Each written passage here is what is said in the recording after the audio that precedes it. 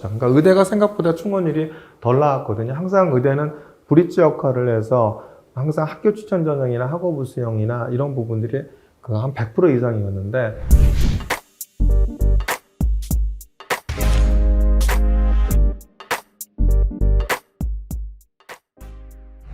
지난 시간에 이제 고려대 학교 추천 전형에 대해서 분석을 해드렸고요. 오늘은 이제 고려대학교가 발표한 그 입시 결과 자료를 토대로 학업 우수형에 대해서 분석을 한번 해드리도록 하겠습니다. 올해 이제 학업 우수형의 가장 큰 특징은 수능 최저가 완화가 되죠. 그러니까 작년에 인문 계열은 4합7의 탐구 2과목 평균이었고, 자연 계열은 4합 8의 탐구 2과목 평균이었는데, 이것이 이제 공통적으로 4합 8의 탐구 하나로 바뀌죠. 이것이 이제 내신에 대한 부분들은 일정 부분 영향을 끼칠 거라고 생각합니다. 이렇게 수능 최저를 완화한 이유는 딴 게 아니겠죠. 36개 학과에서 수시 2월이 발생했죠. 수시 2월이 발생했기 때문에 이 수시 2월을 갖다 발생하는 것을 막고자 하는 취지가 아닌가 생각이 듭니다. 과연 이런 부분들이 올해 어떤 영향을 끼칠지에 대한 부분들을 갖고 전반적으로 작년도 입시 결과를 바탕으로 해서 올해는 어디까지 지원이 가능할지에 대한 부분을 한번 알아보는 시간을 갖도록 하겠습니다. 우선 일반고 비율이 62.5%에서 61.0% 소폭 하락을 했죠. 근데 이제 이것은 작년 같은 경우에 중복 지원이 가능했기 때문에 일반고 비율이 좀 높아지지 않았나 생각이 들거든요. 그러니까 재작년을 제외하고는 항상 이렇게 학업 우수형은 일반고와 특목고 비율이 항상 반반 정도였거든요. 한 50대 50 정도였기 때문에 올해 이제 일반고 학생들이 학교 추천 전형과 학업 우수형을 동시 지원하지 않고 선택을 한다고 한다면 일반고 비율은 조금 더 하락하지 않을까 저는 생각이 듭니다. 아무튼 오늘 분석하는 자료들 중에서 61% 정도가 일반고라는 것을 유념하시고 합격자 분포를 갖다가 파악하시면 도움이 되지 않을까 생각이 들고요. 36개 학과에서 수시 2월이 발생했기 때문에 대부분 학과에서 충원율을 고려한 실질 경쟁률은 1.5대 1 미만이었습니다. 물론 의대 같은 경우는 2대 1이 넘어갔죠. 그러니까 의대가 생각보다 충원율이 덜 나왔거든요. 항상 의대는 브릿지 역할을 해서 항상 학교 추천 전형이나 학업 우수형이나 이런 부분들이 한 100% 이상이었는데 이번에 학업 우수형 같은 경우는 그렇게 안 됐죠. 그렇기 때문에 고려대학교의 의과대학만 실질 경쟁률이 한 2.2대 1인가 이 정도 됐고요. 나머지는 대부분 1.5대 1 미만이었습니다. 이 얘기는 뭘 뜻하는 거죠? 1단계 합격을 하고 수능 최저를 갖다 맞추면, 그죠? 충원율까지 고려하면 실질 경쟁률이 굉장히 높지 않다라는 겁니다. 그래서 가장 중요한 것은 1단계 합격을 하는 것이 가장 중요하지 않냐 이렇게 생각이 듭니다. 그래서 합격자 분포는 자연계열은 대부분 3등급 미만에서 합격을 했죠. 그죠? 근데 이제 수능 최저가 완화가 돼. 그 내신에 대한 영향을 받겠죠. 그래서 올해 같은 경우 올해 입시 결과도 대부분 3등급 미만에서 합격선이 결정되지 않을까 생각이 들고요. 인문계열은 대부분 3.5등급 전후에서 합격을 했습니다. 물론 문과대학이나 이제 보건정책이나 심리학부는 4등급 전후에서 합격을 했는데, 이런 부분들도 수능 최저가 특히 이제 자연계열에 비해서 인문계열 같은 경우는 4합 8의 탐구 하나가 되기 때문에 이런 부분들이 이제 영향을 끼쳐서 내신 등급이 4등급대를 넘어가지 않고 대부분 3등급대에서 결정되지 않을까 이렇게 생각이 듭니다. 본격적으로 한번 분석을 한번 해보면요. 여기선 충원율을 고려한 실질 경쟁률은 아직 늦진 않았습니다. 그래서 이제 그 부분들은 이제 아까 단과대학별로 한번 분석을 한번 해드리려고 하고요. 경쟁률이 이제 17.09대 1이었고, 그죠? 면접 응시율이 66.5%였죠. 인문이 64.3%, 자연이 68.5%.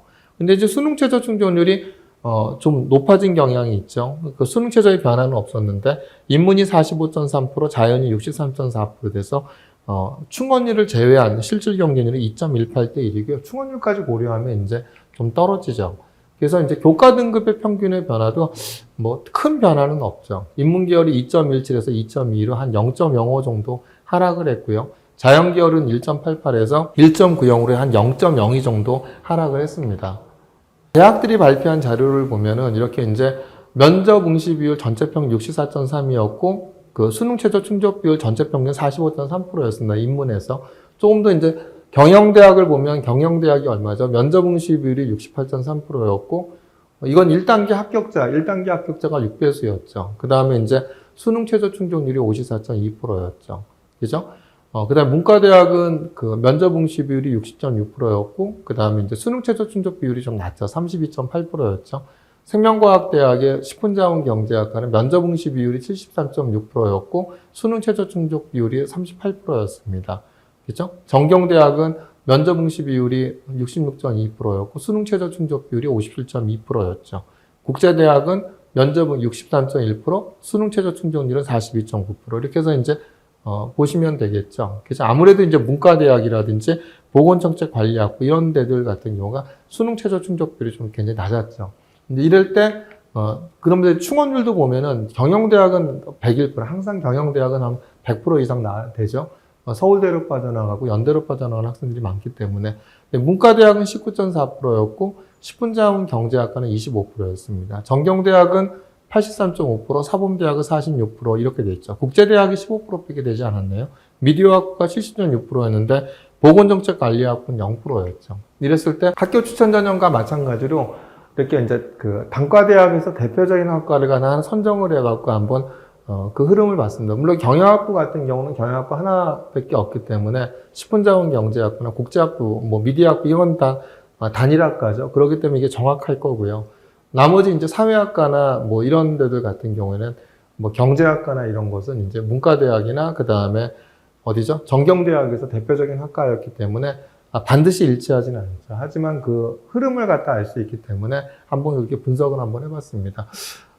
일단 올해까지는 6배수였죠. 이번 입시까지는. 근데 올해부터 5배수가 된다는 거에 또 유념할 필요가 있습니다. 1단계가 5배수가 되기 때문에 아무래도 내신이 조금 더 올라갈 가능성은 있지 않을까 생각이 듭니다. 그래서 경영학과가 이제 5배수가 됐어. 그러니까 6배수였어. 면접 응시율 63.8%, 수능 최저 충족률이 54.2%이니까 2.22대 1로 살을 줄어들죠. 근데 이제 충원율이 얼마였죠? 충원율이 101.2%예요. 그러니까 2.012죠. 그러니까 실질 경쟁률이 1.1은 100% 합격을 했다는 얘기겠죠. 수치상의 오차겠죠. 그러니까 사회학과 같은 경우도 이제 문과대학이니까 이제 사회학과는 정확하게 사회학과라고 볼 수는 없죠. 그죠? 그런데 이제 1단계 6배수야. 그러니까 면접 응시율과 수능 최저 충족률이 단과대학 평균으로 넣어보면 1.19대 1이었고, 그 다음에 충원율이 19.4%예요. 그러니까 1.194니까 1.0인 거죠. 그죠? 그 다음에 식품자원 경제학과도 보니까 1.33인 거고, 경제학과도 1.23인 거고, 실질 경영 충원율까지 고려하면 다들 어떻죠? 1.05, 1.41 이렇게 1.5대 1 대부분 다 미만이 되죠. 그렇기 때문에 왜냐하면 이거는 이제 36개 학과에서 수시월이 발생했기 때문에 바로 이런 수치를 통해서 이제 나타난 결과가 아닌가 생각이 듭니다. 그러니까 실질적으로 대부분의 학과가 이렇게 이제 1.5대 1 미만이었고, 그리고 상당수의 그 단과대학 학과 중에서는 이제 미달이 발생한 학과가 되게 많았겠죠. 그러니까 수시월이 발생을 했겠죠. 근데 이 부분들이 이제 바로 인문계열에 대한 바로 이제 실질 경쟁력입니다. 그러면은 이제 요번에 이제 그러면은 한번 자연계열을 알아보도록 하겠습니다. 자연계열은 어떻죠? 생명과학대학이 면접 응시 비율이 68.6%였고 수능 최저 충족 비율이 69.6%였죠. 그 다음에 이제 이과대학이 면접 응시 비율이 66.8%고 그 다음에 수능 최저 충족 비율이 62.4%죠. 그죠?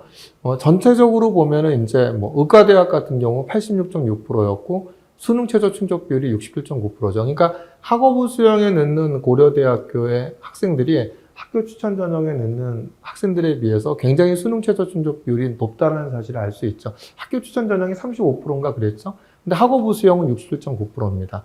그 인문계에 비해서 자연계열 학생들에 대한 부분이 뭐가 높죠? 수능 최저 충족 비율이 대체적으로 높죠. 간호대학만 46.8%고 스마트 보안학부만 46.4%였고 인문계랑 비교하더라도 자연계열이 굉장히 높았죠. 그죠?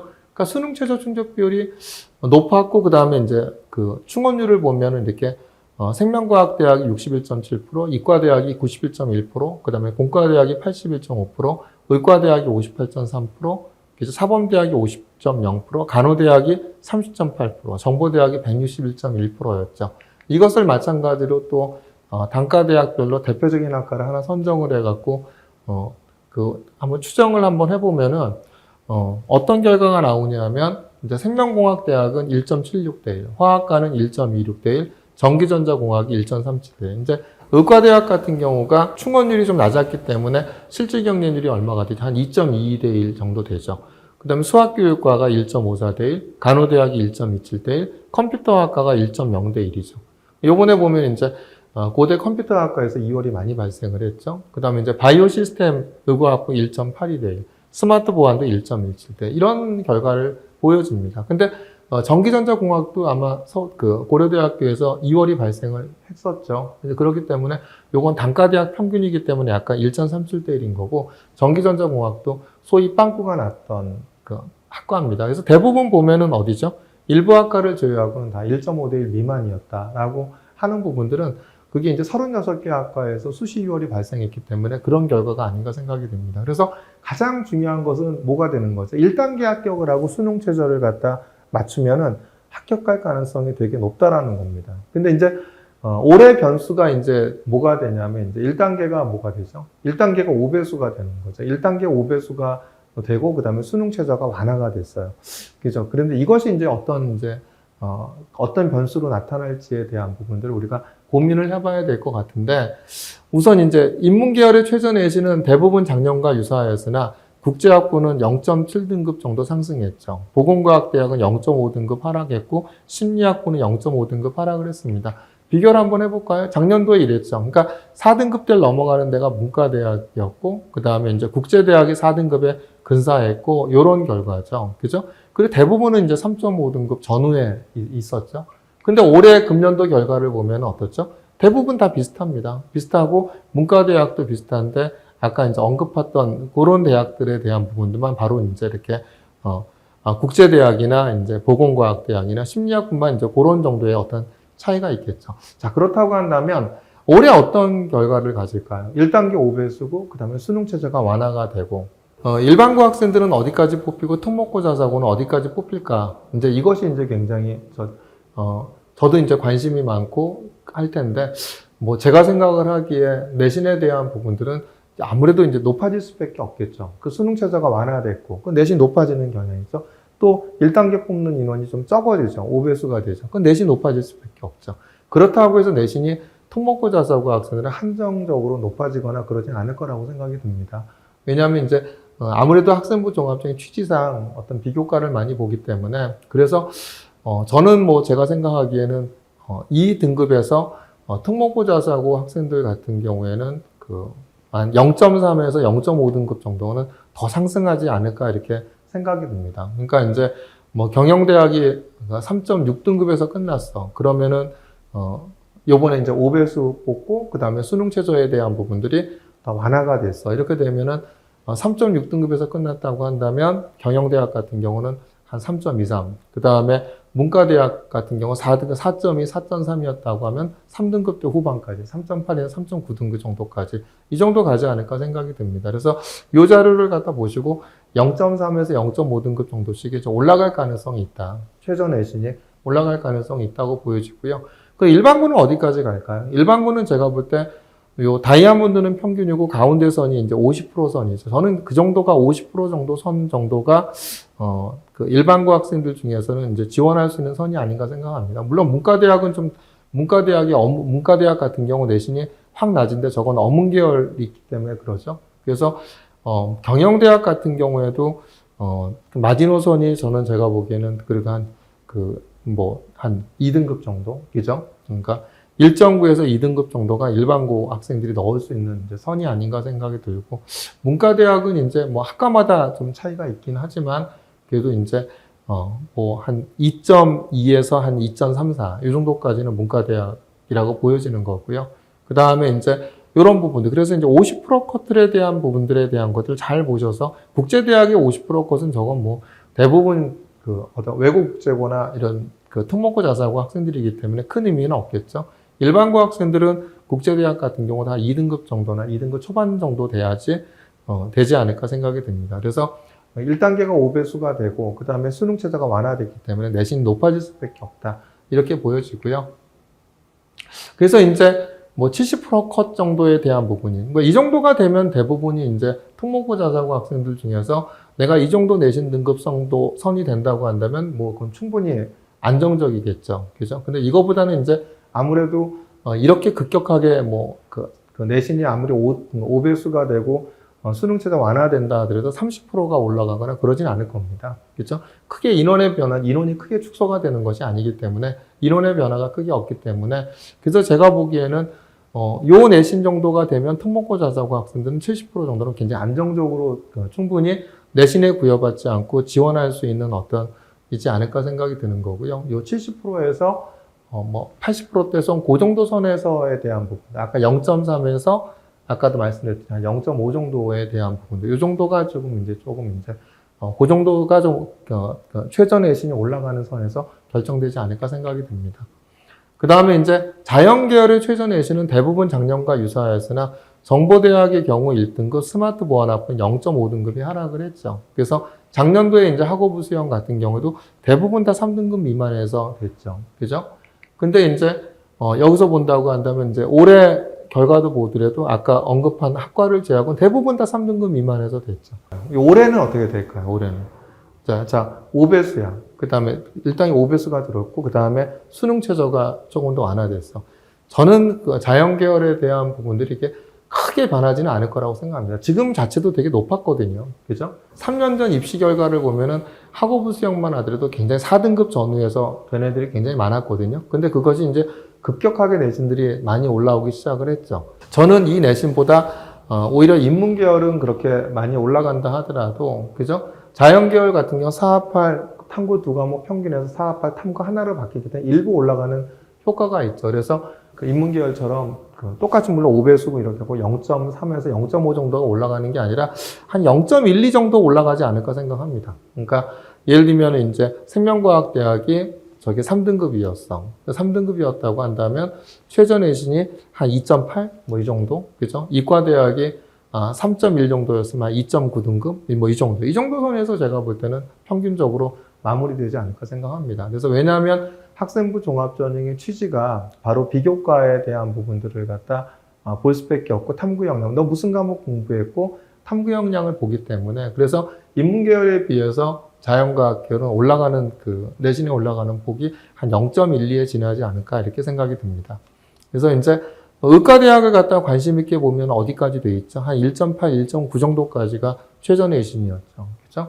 1.8 내지 1.9등급 정도까지가 최저 내신이었는데 이게 이제 5배수가 되면 어떤 결과가 될까? 5배수일 때도 사실 이 정도 내신이었거든요. 1.8 내지 1.9등급 정도가. 그래서 의과대학은 최저 내신이 1.8 내지 1.9등급 대에서 결정되지 않을까 생각이 들고요. 그렇게 보시면 될 것 같습니다.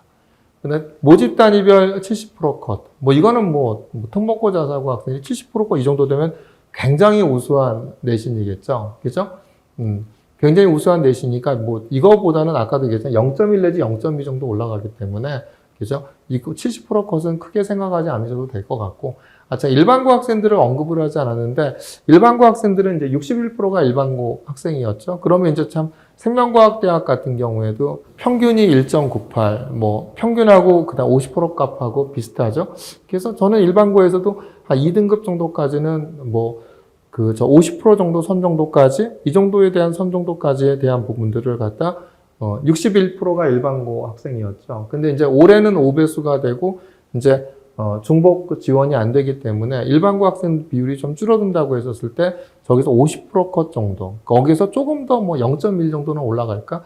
이 정도라고 보여집니다. 그래서 일반고 학생들이 자연계열에서 학업부 수영을 갖다 넣는다고 했었을 때에 대한 부분들은 50% 컷, 50% 컷에서 많이 보면 0.1 정도가 내신 정도가 올라가는 정도 선에서 학생들이 지원할 수 있는 내신 그 정도가 되지 않을까 생각합니다. 근데 그건 절대적인 건 아니죠. 왜냐하면 학생부 종합이라는 것은 내신 같은 경우가 요번에 성균관대가 발표했죠. 건축학 같은 경우는 70%까지 3.5인가 3.6인가 그랬는데 일반고 중에 최저 내신은 3.84가 된 학생이 있겠죠. 그러니까 3.6이라고 생각하면 누구나 다 누구라고 생각하겠어요? 다 특목고 자사고라고 생각할 텐데 일반고에서 3.84가 된 학생이 있다고 대학이 발표를 한 거예요. 그런 결과이기 때문에 절대적인 건 아닙니다. 근데 평균적으로 보면은 그 정도 선에서, 저 50% 정도 선에서 한 0.1 정도 올라가는, 그죠? 그 정도 선이 이제 평균적으로 학생들이 지원할 수 있는 선 아닐까 생각이 들고, 그거보다 낮아도 비교과가 좋고, 그죠? 내가 수능 최저를 맞출 수 있다고 한다면 지원을 해보셔도 되지 않을까 생각이 듭니다. 그래서 그런 관점에서 이제 대학들이 발표한 70% 것들을 갖다 보시면 도움이 되실 것 같습니다. 지금까지 이제 뭐 학업부 수용에 대해서 한번 나름대로 저희가 분석한 것을 갖다 한번 소개를 해드렸는데요.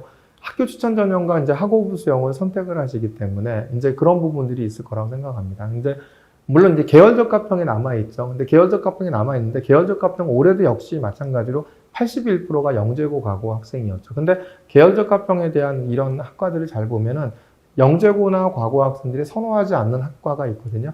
이런 부분들을 갖고 일반고 학생들이 학교 추천 전형과 학업부 수용, 그죠? 그 다음에 계열적 합평을 가서 보면은 학업부 수용의 내신에 약간 그 학업부 수용에 대해서 내가 아주 비교과가 좋긴 한데 학업부 수용 내신도 불안해. 그런데 내가 이런 비교과에 좀 자신 있다고 한다면 영재고 과고가 선호하지 않는 학과라고 한다면 그런 학과를 갖다 계열적 합평에 지원을 해보시는 것도 도움이 되지 않으실까 생각이 듭니다. 이제 그럴 때 그거에 대한 기준은 학업부 수용에서 내가 저렇게 이제 50% 컷, 50% 컷이 어느 정도이기 때문에 내가 그 내신과에 대비해서 경쟁력이 있는지 아니면 경쟁력이 없는지, 경쟁력이 없을 것 같다고 한다면 그렇게 이제 계열적 합평을 선택을 해보시는 것도 답이 되지 않으실까 생각이 들거든요. 물론 일반고 학생들의 비율은 낮습니다. 그런데 이제 전제 조건을 달았죠.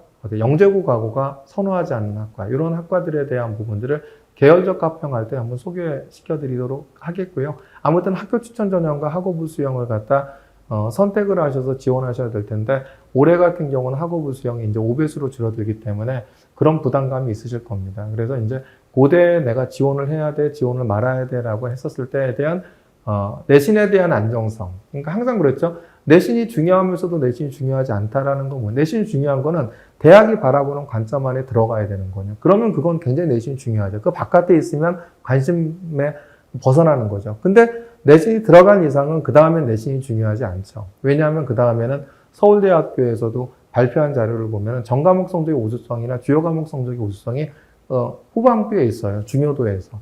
더 중요한 건 그 다음에는 이제 내신이 들어갔다. 그럼 그 다음부터 안에 들어가면 내신은 이제 놓으셔도 되고, 오히려 더 중요한 게 이제 이 학생의 합격의 당락을 결정하는 거는 바로 비교과. 심화 과목 이수 여부와 그 다음에 탐구 역량, 뭐 독서, 문제 결력, 이런 이제 비교과적인 요소들이 합격의 당락을 좌우하게 되겠죠. 그래서 이런 것들을 종합적으로 해서 바로 이제 지원 전략을 짜시는 게 답이 아닌가 생각합니다.